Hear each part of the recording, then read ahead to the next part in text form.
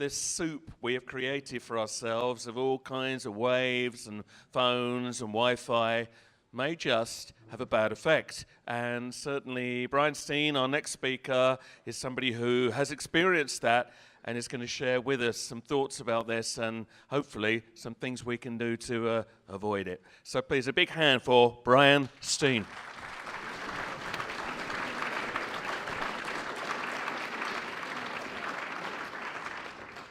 Thank you very much.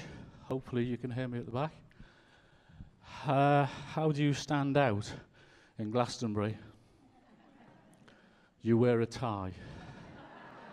And I have discovered today that I'm the only person in Glastonbury that's wearing a tie. So it was deliberate. Generally speaking, when I speak to people, I have a very sympathetic audience because the people that I talk to are usually electrically sensitive. Alternatively, some of the audiences are scientists, and half the audience is sympathetic to what I'm saying, and the other half of the audience want to shoot me and lock me up. But because I didn't know what audience I had today, I communicated with the organisers and asked them could they give me a little bit more information. What was the audience like, broken down by age and sex? And the email that I got back from them was, this is the Glastonbury Festival, they're all broken down by age and sex. So that didn't really help me a great deal, but I'm pleased to hear it anyway. How many people, I can't see the audience, how many people in the audience think there might be a problem with the electromagnetic fields? You're too sympathetic an audience. How many people are waiting to see whether there's a problem? How many people would argue very strongly this is not a problem? Oh, that is really disappointing. I really love audience with one or two cynics in it. This is a shame. How many people in the audience know that there's a problem? And by that I mean they can experience themselves. They might not necessarily be electrically sensitive, but they know when they're using a mobile phone there's something not quite right. Far too sympathetic an audience. Because generally speaking, what I find, if you talk to the general population, that there are between 3 and 5% of the population that are mildly electrically sensitive. They don't realise it, they don't know why or what's going on, but they are actually electrically sensitive. And I would argue very strongly that every single person in the world and every single animal in the world and every single plant is electrically sensitive. And it depends upon the levels of EMFs at which they can tolerate and which they can't tolerate. But it doesn't mean that you who aren't electrically sensitive aren't going to get cancer and senile dementia because of it, because you are. And I have been saying for the last 15 years that what you will find in the years to come is a massive increase in cancer, and it's happening now. You will see a massive increase in senile dementia, and it's happening now. And you will actually see longevity going into reverse, and it's just started to happen in the last 2 years in the UK. Now, when I mentioned this 15 years ago, 14 years ago, 13 years ago, I was laughed at. It's now actually happening. And what the authorities are trying to do is blame it on anything other than EMFs. But we shall see. I became electrically sensitive myself, or severely sensitive, in the year 2000. I had been on the executive of Northern Foods, and I then left and started running a company called Samworth Brothers, and I was the chief exec. And as part of my job, I spent an awful lot of time on the road visiting sites across the UK that I was responsible for. And when you're visiting sites that are 100 or 200 miles away, you always feel guilty if you're not in communication. So I would spend hours on my mobile phone trying to talk to the people at the respective sites when I was on the road.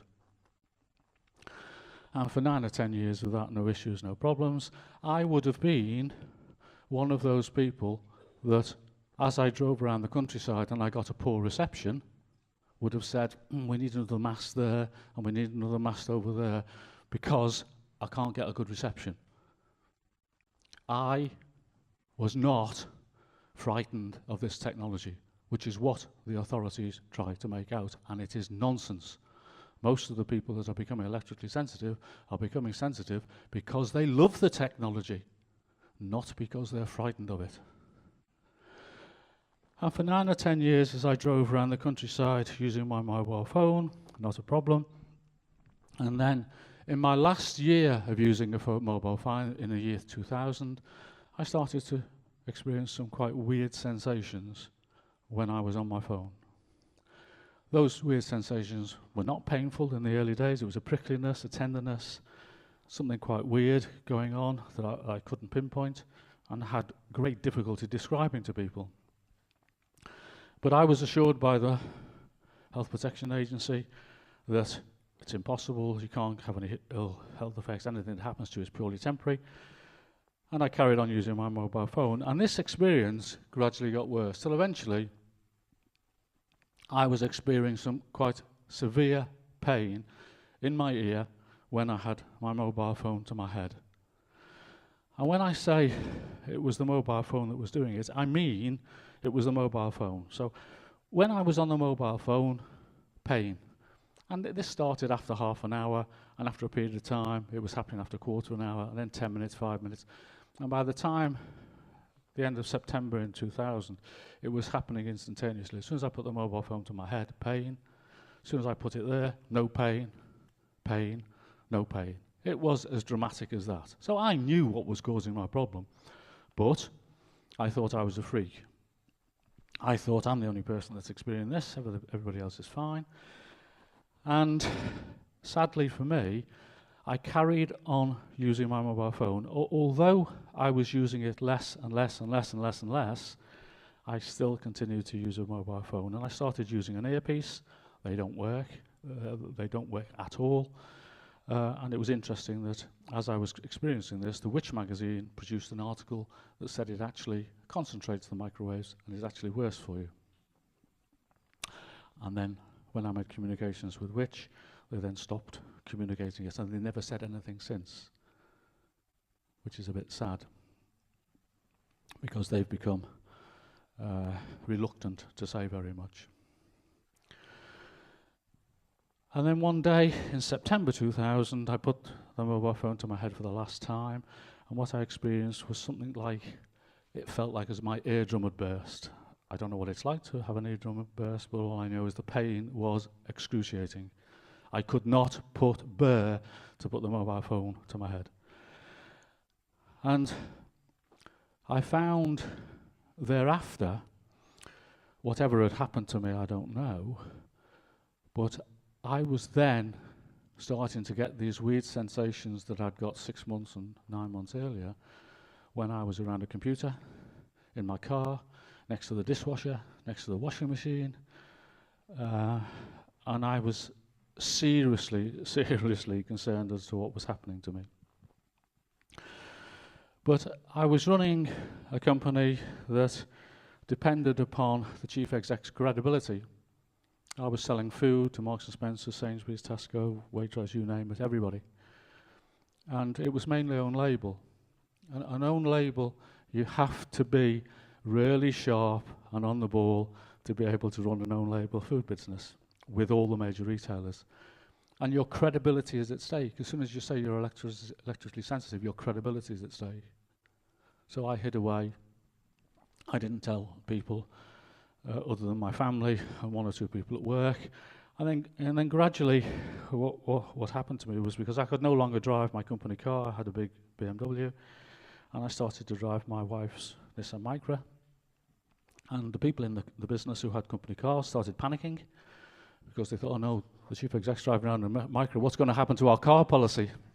So I had to announce to them, no, it was me that was something the matter with, and I wasn't looking to change the car policy, but in future they would see me driving around in fairly low-tech cars. And that's what I tend to drive around now, very old Nissan Micras or low-tech cars. And then 3 things happened to me in very quick succession, and I'll try to cover them very quickly, otherwise I'll run out of time. And I was asked to ring a professor at Leicester University by the name of Professor Fothergill, because he'd be very interested in my condition. And to cut a long story short, he was very sorry for me, and he was ever so sorry for me, and he was really, really sorry for me, but there was nothing he could do. And. But before I ended the conversation, I asked him what was his area of expertise. And he said, cough, cough, I'm investigating the effects of electromagnetic fields on the human body. And I lived near Leicester. He was a professor in Leicester, and he didn't want to know me. Put the phone down. I literally knocked my head and said, so one of us is mad, and I don't think it's me. Shortly after that, I read in the newspapers about a Chief Inspector Strong, who had to go home along with 5 other people in Swaffingham police station because they put a tetramast up and they were being affected by the tetramast. And I eventually got through to Chief Inspector Strong and rather foolishly said to him, are you Chief Inspector Strong from the article that's been in the paper? And his reaction to me was, who are you? What do you want to talk to me for? Are you from the press? I said, no. And I explained who I was and why I was ringing him. I was trying to warn him, because if he didn't move out of the way, he'd become seriously ill.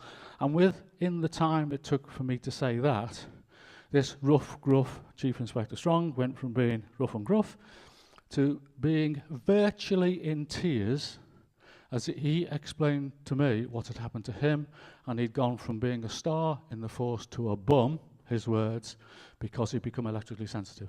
And he knew how it was affecting him. As soon as he came back to the station, he was ill. As soon as he went home, he recovered, he was fine, come back, and he was ill again. And the police force wouldn't do anything. They'd examined him, there was nothing the matter with him. The choice was come back to this station and work, or go away. And he was negotiating with the police to retire on full pension, so long as he didn't go to the press. And then shortly after that, I'd been in communication with a garage trying to get an old Land Rover, because I'd been told that if you use an old Land Rover, there's less technology, it'd be better. I spoke to the sales director, and he wanted to know a bit more about this. And I said, no, you don't want to know. No, I'm really interested. Tell me what you experience. And I asked him why he wanted to know, and he said, well, I'm getting these weird sensations when I'm on my mobile phone. I said, well, stop using it. Oh, I can't, it's my job. I've got to use it. So he called me a few weeks later, and I went back to look at the car he got for me. It was totally inappropriate, but there he was in the background on his mobile phone. And I thought, that's so much for my conversation to him, warning him. And then after a conversation with some people in Sweden who told me that I needed an old diesel car, I went back to Land Rover in Melton Mowbray to see if I could get one. And there was a new sales director there, a lady, and we had a conversation, and basically she told me that it was very sad about him because he died a few months back. And I asked the question, what did he die of? He had a brain tumour. Now, none of those things prove anything, but I'm electrically sensitive. I know something is not right. And when you've got professors who are researching this that don't want to know you, police officers who are being pensioned off so long as they don't go to the press, and people who are regular mobile phone users getting brain tumours, it's a little bit worrying.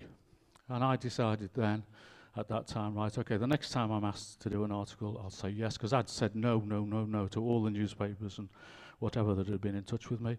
So I think I was the first person in the UK to go out in the newspapers, which is, trying to find it, January the 24th, 2005, talking about electrical sensitivity, and saying,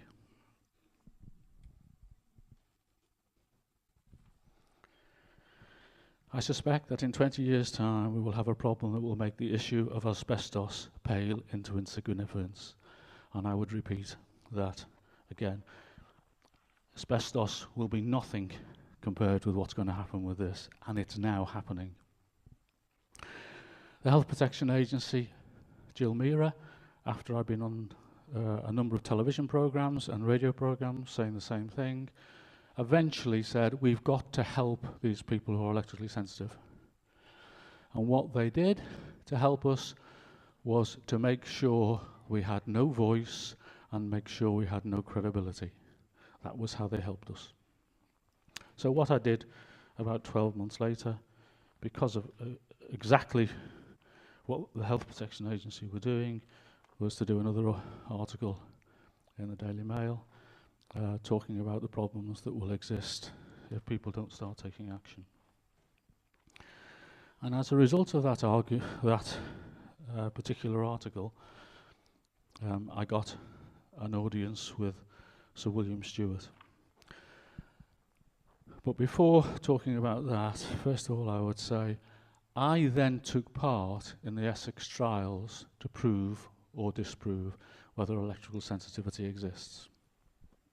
And I went along to Essex University thinking, hallelujah, at last some science is going to be done to actually help us. And I had no problem at all knowing I could prove this existence. This is not difficult for me. I can prove it. And I went along, and in the first interview that you have, they ask you a number of questions. I asked them then a number of questions, and you had to do a period of time in a Faraday cage where the mast would be on twice and off once at 10-minute intervals, and you had to identify whether it was on or off. And I explained to her I couldn't do that because this is cumulative and it builds up, and it takes a little bit of time to build up. And when somebody just turns the Wi-Fi off or whatever, your symptoms don't stop. When I have hay fever because of a field over there, and I'm removed from that hay fever, my hay fever doesn't just stop. It carries on for quite a long period of time afterwards. So I queried and questioned this as to who they had talked to in putting forward this study, who had actually designed it. And the Health Protection Agency had designed it without talking to anybody who was electrically sensitive. And what they had decided of how I was to prove this was not relevant. And I argued with them. And it was a case of, this is the study, take it or leave it. I then argued with them, would they please, for me, because I was extremely sensitive, have the mast on, because once you'd done this test, you then came back each week for 3 weeks, and the mast, which was double blind, was on for 50 minutes then, and you had to decide whether it was on or off. And I pleaded with them to do the experiment so that it was on once, not twice, on once, and off twice. There's no statistical difference between the two, but if I know the mast is only going to be on once, I know I can finish the studies. If I know it's going to be on twice and I don't know which one it is, if you affect me too badly, I won't be able to finish the studies. This is the test, take it or leave it. I then asked them, how have they selected the subjects? And they looked at me rather strange. Well, anybody that walks in here and says they're electrically sensitive, they're electrically sensitive. And I said, well, hang on a second. Well, let's say, for example, 3 people from the mobile phone industry come in and want to take part in your study, and they'll ruin it. How can you verify that? Nothing to do with us. I said, well, you should have been talking to ES UK or one of the societies, because they could actually help you to make sure the subjects that you've got are electrically sensitive and not some frauds. And as it happens, because I know people and help people with electrically sensitive, I had a little while back gone to a person's home who thought she was electrically sensitive. to help her. And the one thing that I found was that she had a number of medical problems, but she was not electrically sensitive. She was not, believe me. She'd signed up for the Essex trials to see if she was electrically sensitive. And I was horrified at that. And they would let her. They didn't have a verification method that would stop her taking part. So I went in, having told them, well, if it's 10 minutes, 10 minutes, 10 minutes, all I'll know is that something's been on, but I won't be able to identify it, but I had to do it because that was the test. And I said at the end of it, no, I don't know when it was on or off, or on or off, but I will know in the 50 minutes when it's on or off. But I will not know necessarily straight away, but I'll know within a couple of hours, because that's how long it takes. And they said, no problem with that, because we give you this questionnaire and you fill it in the hours afterwards for the first day, and every day for the next 7 days until you come back for the next test.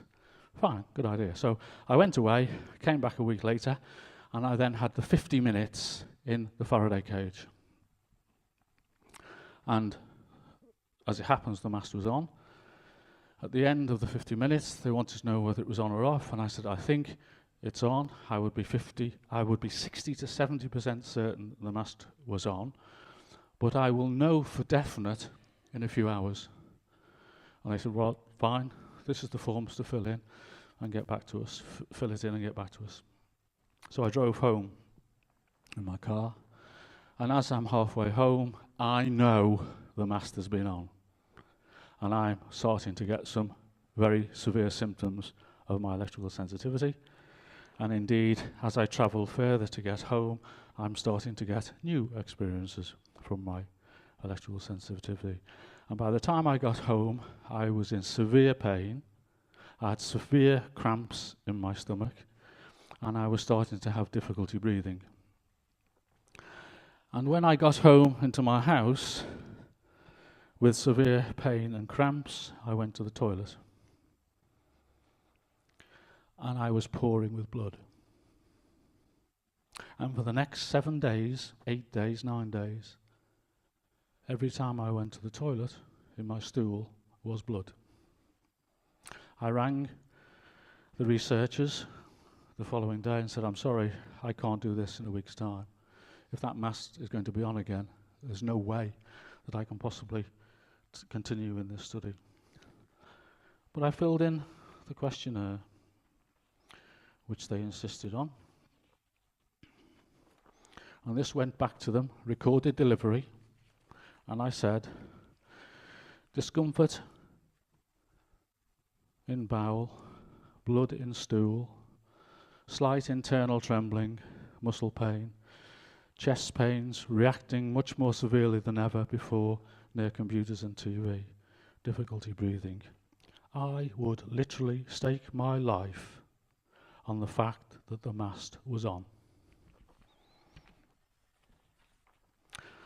6 months later, I had the notification from them, which likewise is here, that, well, first of all, they said, no, I won't, I'll just show you this. This is the form that you had, and it showed that in my first 50 minutes I was correct, the mast was on. And then in the letter that was behind it, it said, I would like to confirm that we received all your follow-up questionnaires. We agree that the information contained in the follow-up questionnaires are very important. Blah, blah, blah, blah, blah. We would just like to inform you that as a result of you not completing the test, all your results will be ignored.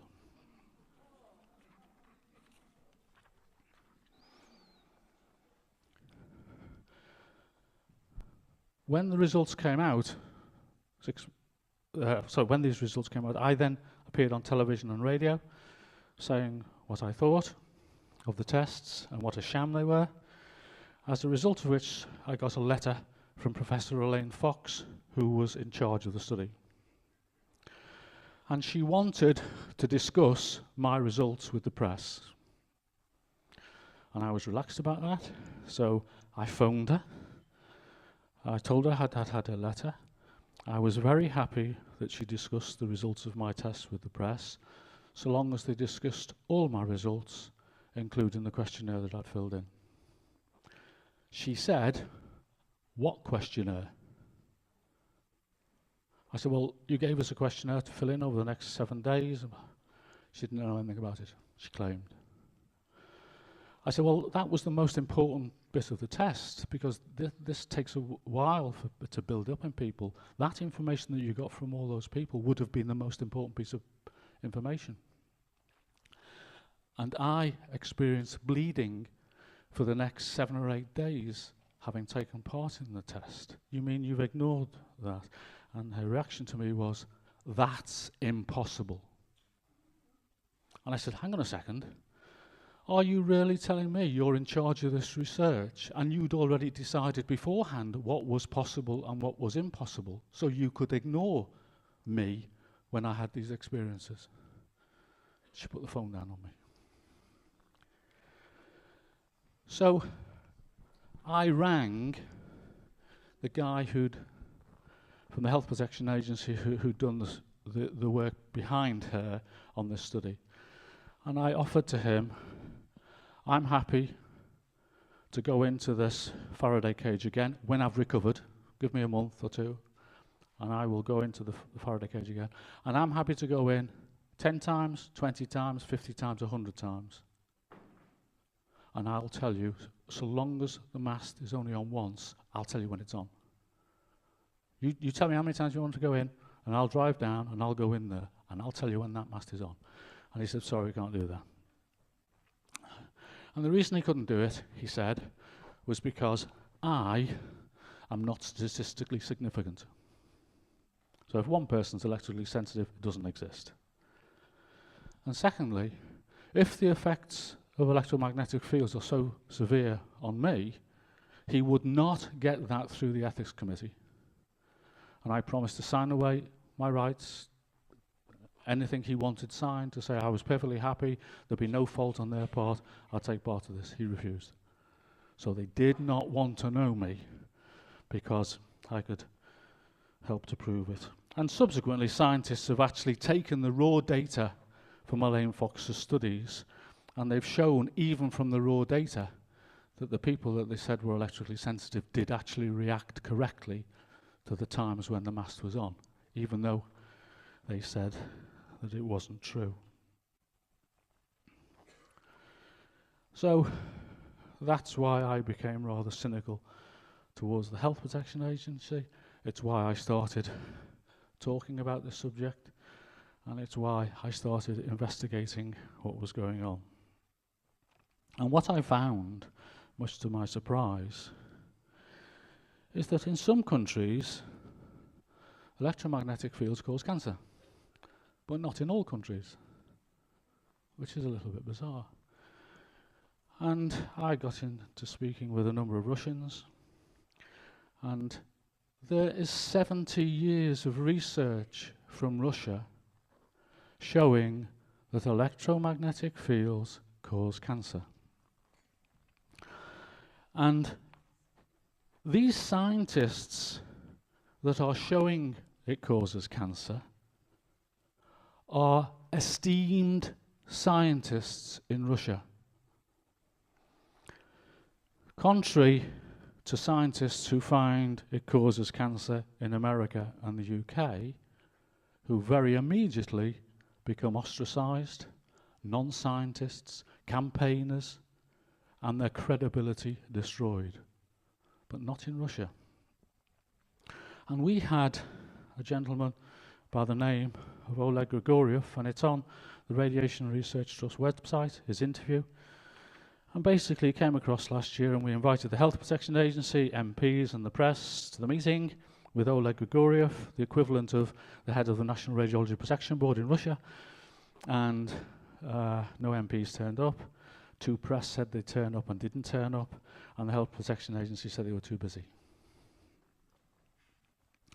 And what Oleg Grigoriev basically said was all the research is showing that EMFs attack your central nervous system, and that's the mechanism which eventually causes cancer.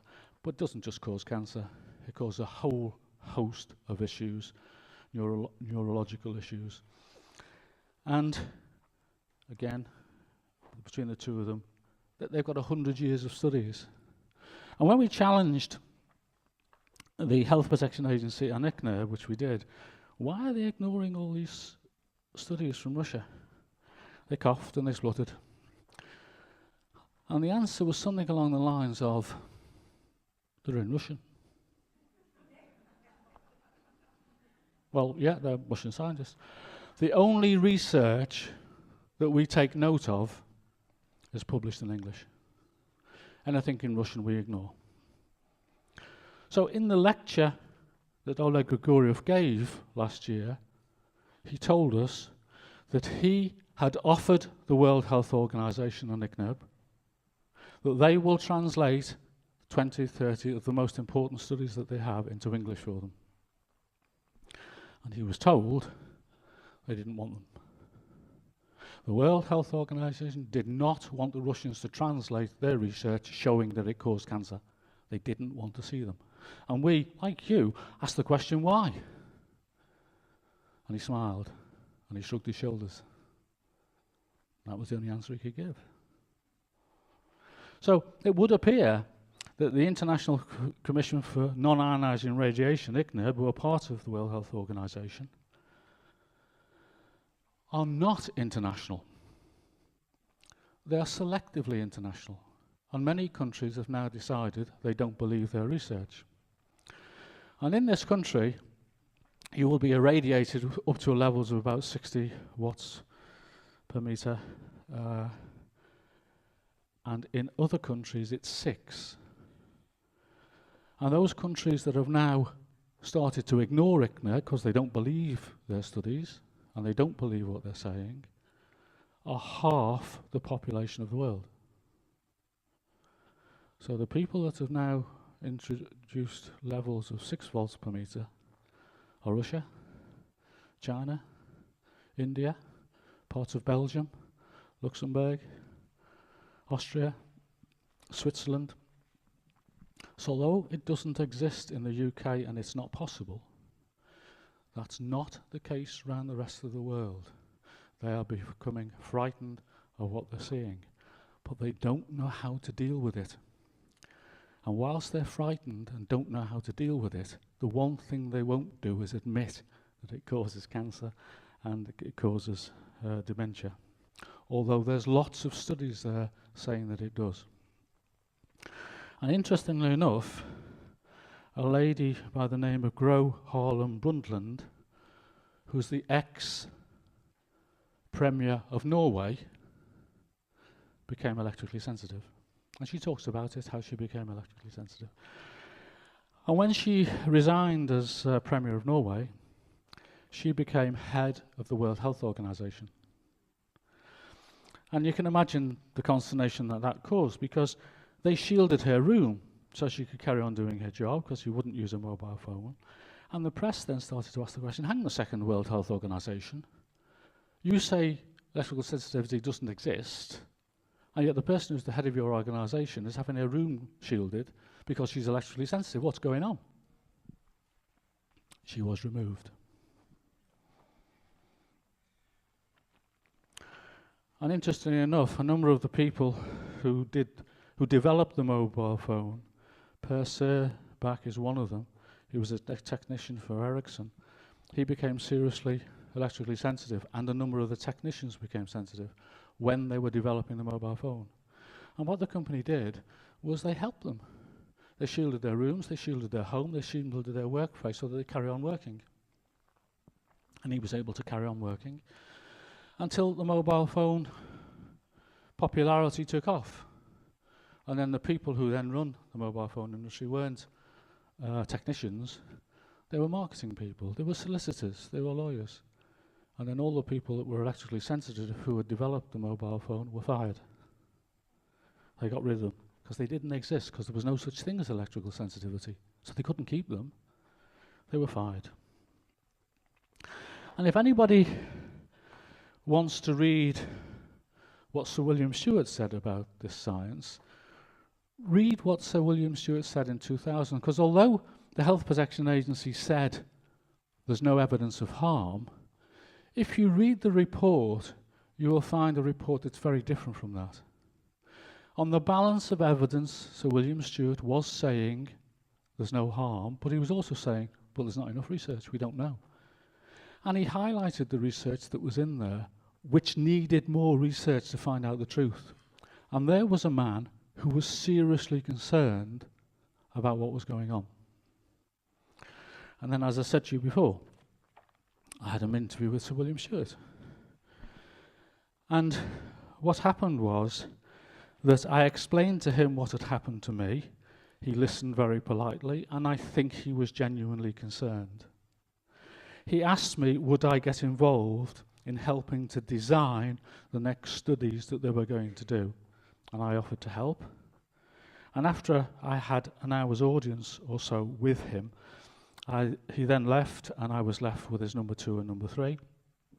And it was obvious with his number 2 and number 3 that there was no way on earth I was going to be allowed to get involved in designing the tests.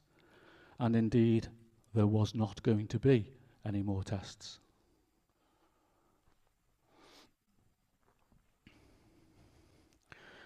In the year 2000,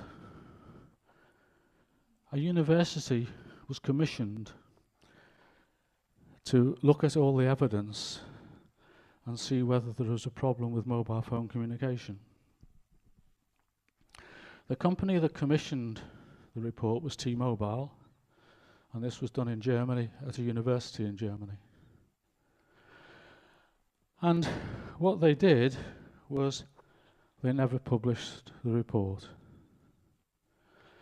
And this was leaked by one of their employees to the media in Germany. And what basically it says, it's a thick report, it's very thorough, it's very comprehensive, and it talks about EMFs causing electrical sensitivity.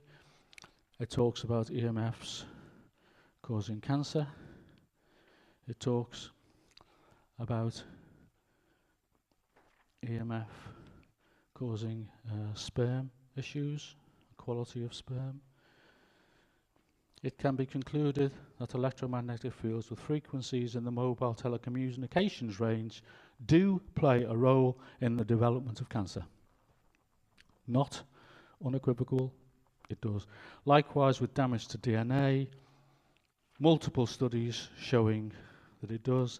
Damage to the immune system, influence on the central nervous system, damage to the blood-brain barrier, damage to sleep, cognitive function, etc., etc., etc.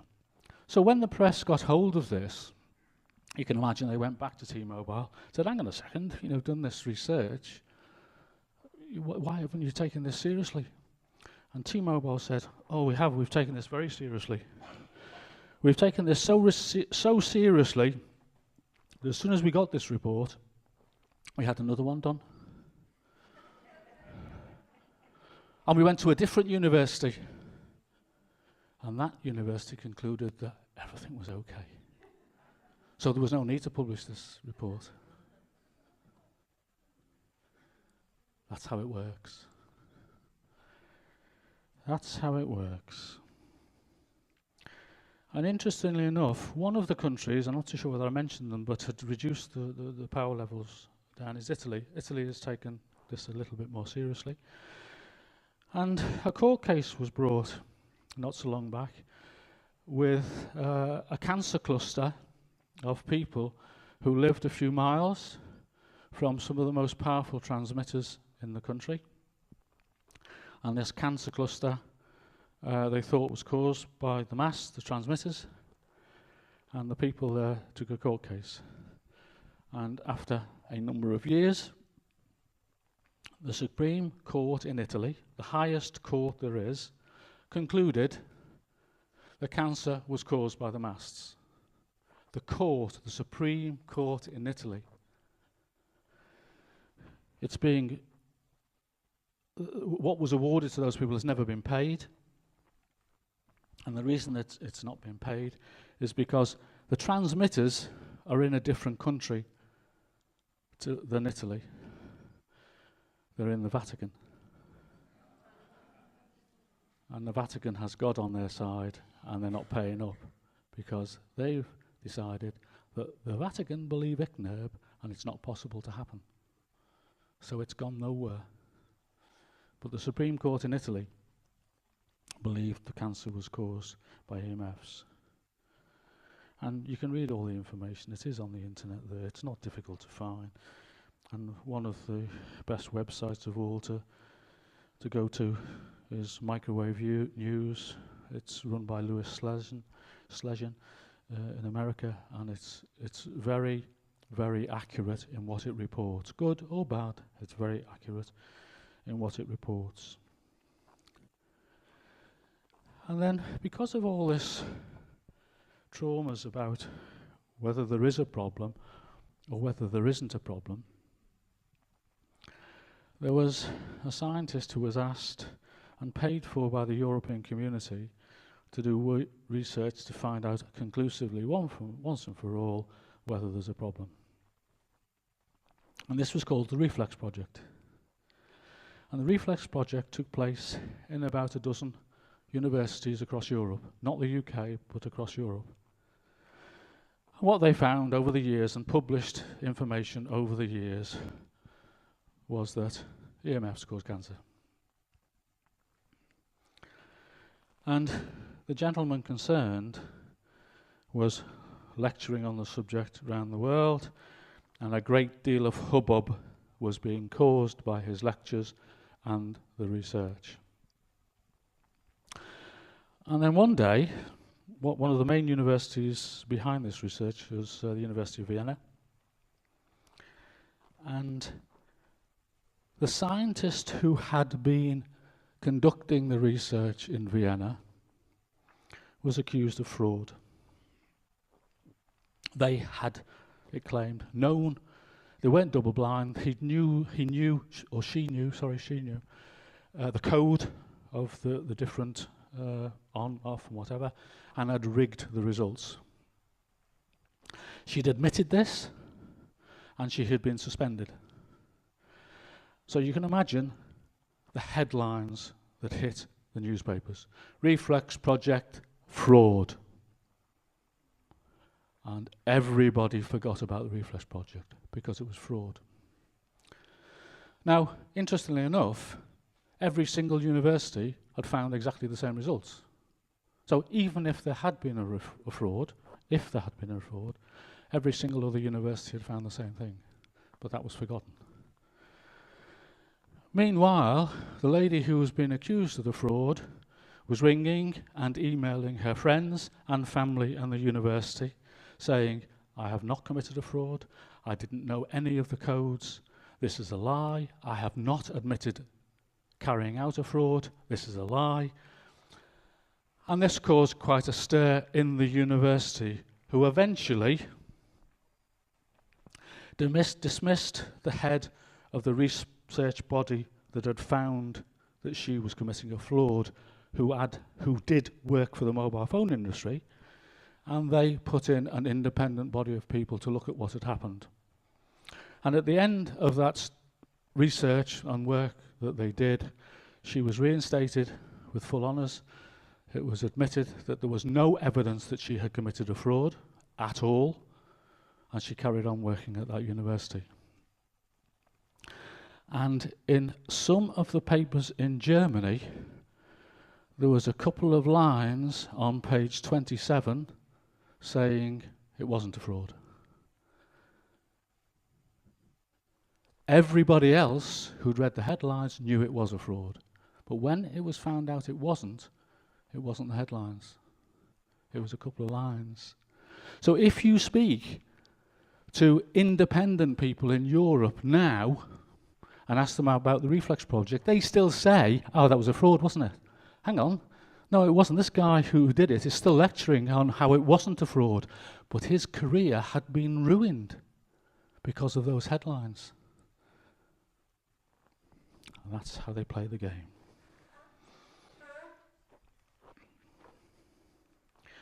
There are a group of scientists, they're called campaigners by the mobile phone industry. They're not campaigners, they're people who do science. And the science is in these books. This is an old publication. There's a new one now that's probably 4 times thicker. And it's called it's called the Bioinitiative Report.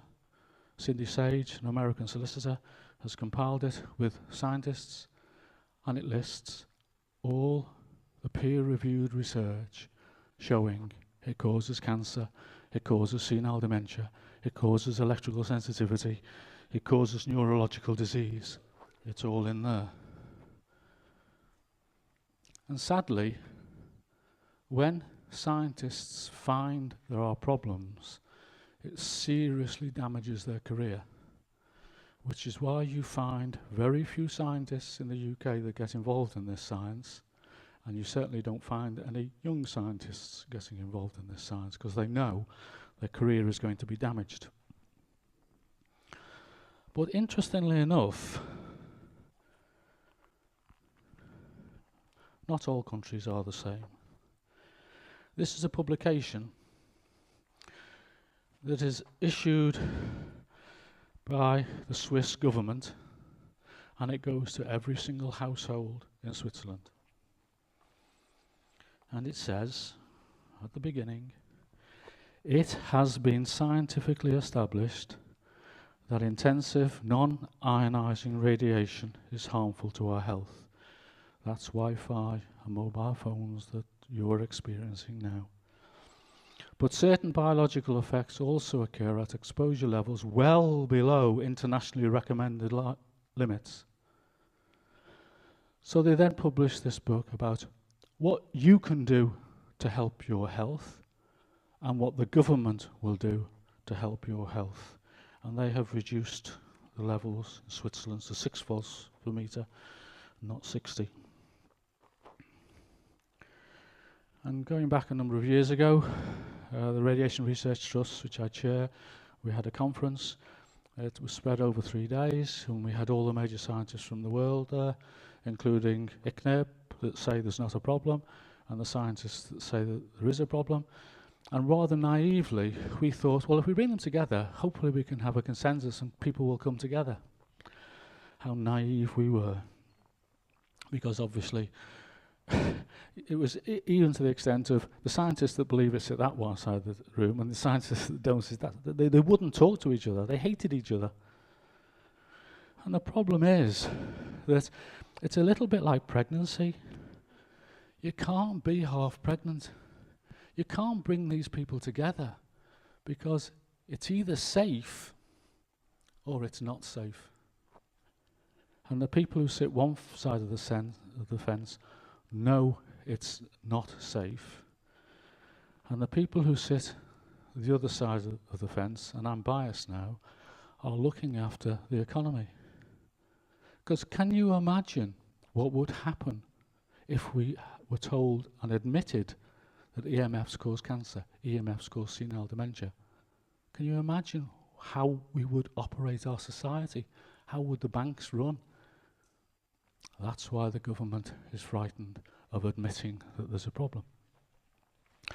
We presented to the European Parliament a little while back, and at the end of that presentation, they issued warnings that countries needed to take more notice of the ill effects, that they should withdraw Wi-Fi from all areas where children are, and they should communicate to the population of the dangers of EMFs. Britain decided to completely ignore that advice. But it was interesting that in that presentation that we made, the presentation was made by the administrators in Europe, and basically what they said was, we take all our advice from ICNIRP, and anything that ICNIRP tell us to do, we do. So if there's a problem in the future, it's not our fault. And then the mobile phone operators then got up and spoke. And they said, broadly, we take all our advice from the executive and from ICNIRP, and whatever they tell us to do, we do. We're very responsible employers, and we wouldn't want to harm anybody, so we do all the things that we're asked to do. So if there's a problem in the future, it's not our fault. And then ICNIRP got up and spoke, the head of ICNIRP. And what he said was, basically, we advise on the thermal effects of electromagnetic fields, the heating effects. If there are other biological effects, nothing to do with us. We don't advise on that. That's down to individual governments to decide what they do with that. So the truth is, there is no regulation on the biological effects of electromagnetic fields and microwaves, because the Health Protection Agency in the UK stick to the ICNIRP guidelines, which only help you from becoming ill from the thermal effects. And all the research, all the thousands and thousands of pieces of research that are in these books, are done below the thermal effects. They're done at the levels that you're using your mobile phones and your microwaves. So there's no protection against them.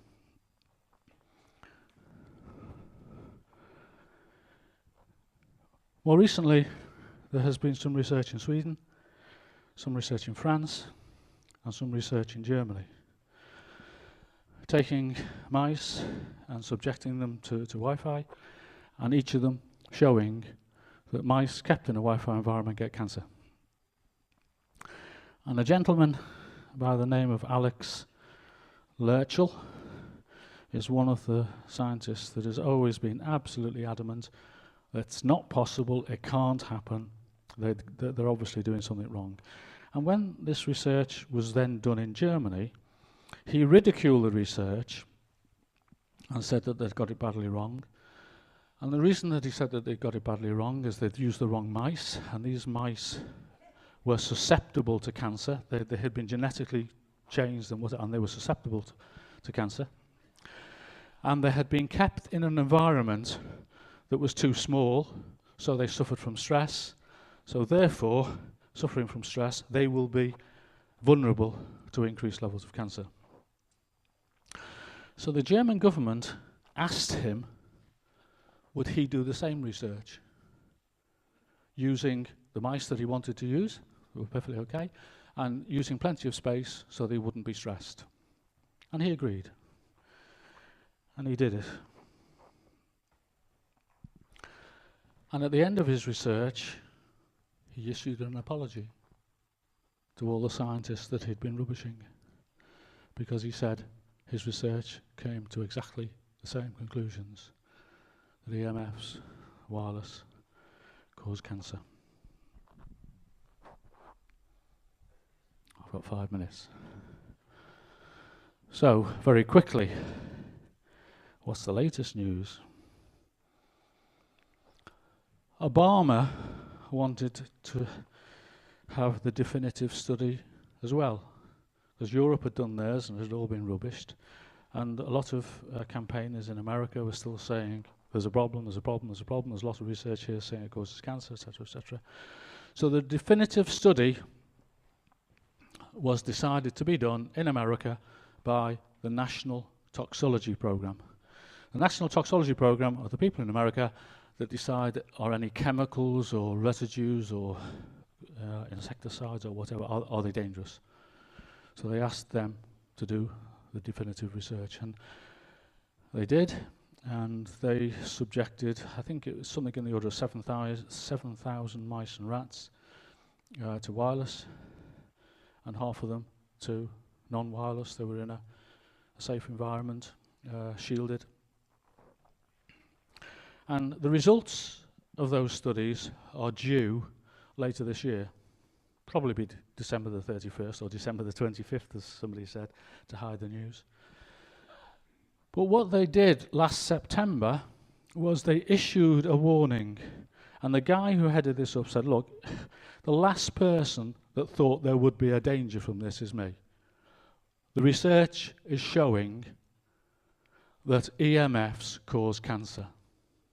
The group of rats and mice kept in a free area, there is no evidence of cancer.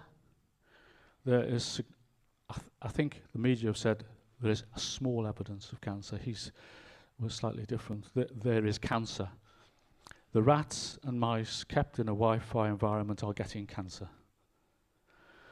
And that study is due to be published at the end of this year if Donald Trump allows it to be published, because it's now with the politicians as to what will actually be published. But already the mobile phone has turned on them, and already you can see they're starting to rubbish the research. So I promise you, as and when it's published and it says it causes cancer, you'll be relieved to know there'll be a whole host of headlines saying no it doesn't, from a whole host of scientists in the UK and America, because it's too hard, it's too difficult to admit, and they will find all kinds of reasons why it doesn't. And there's loads of information on this research on the internet, Microwave News, Radiation Research Trust, PowerWatch, and so on and so forth. And the World Health Organization, who says it doesn't exist, AGNIA, the body of people that meet every so many years to decide, have met, and unanimously, bar one American scientist, have now classified EMFs as a Class 2B carcinogen. And a Class 2B carcinogen is possibly carcinogenic. A 2A is probably carcinogenic, and a 1 is definitely carcinogenic. And the problem is with this, inevitably, what has to happen is when something's not carcinogenic, it takes a while for it to move up through the ranks. And many of the scientists that were there wanted it to be a Class 1 or 1A carcinogen, because there is now enough evidence. And what they said was, although there's a lot of evidence, there's very little animal studies. Well, now they're going to get them. So we will see what happens. Meanwhile, the World Health Organization is trying to distance itself from that research. And what we did, the Radiation Research Trust, we put these posters around the UK in service stations, in toilets, mainly in toilets. So whilst you were stood over the urinal, your future is in your hands. And what we said was, medical experts are warning men not to keep their mobile phones in their pockets, as this can have a direct effect on their fertility. And there's lots of evidence, and we submitted to the Advertising Standards Authority, who told us we had to take these down. We submitted all that evidence, and 80% of the research at the moment is showing it causes fertility problems, 80%. And they made us take us down on the basis that it's not generally accepted. And we said, well, how do we get it generally accepted if you don't allow us to advertise this? And the European Parliament asked countries to publicise the dangers of EMF. They ignored us. So what we did was we took something else, and this went out earlier this year. 1950s, Department of Health said there's no evidence cigarettes damage your health. 1960s, Department of Health said there's no evidence asbestos damages your health. Perfectly true. 2016, Department of Health says there's no convincing evidence radiation from mobile phones damage your health. Worth the risk, it's your call. Now, they had difficulty with that, because what could they complain about? Well, they didn't like it.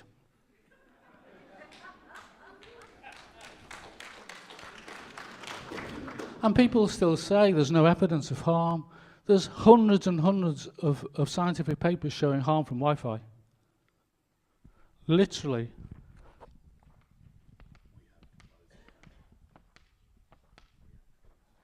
And I have to close. So, my apologies for overrunning. Hopefully, that's the existing campaign. It tells you all the problems with mobile phones. And they're the people who are now providing free Wi-Fi in London. Cancer Research UK.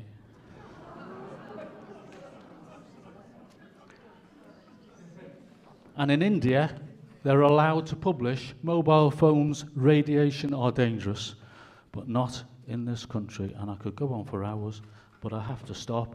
But you have to see why it's not in the papers.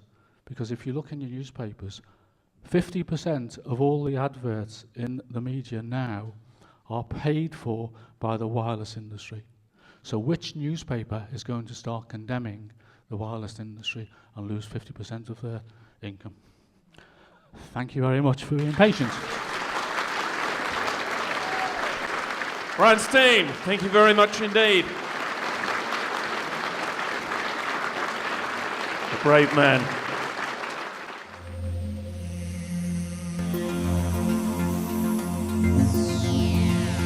Oh.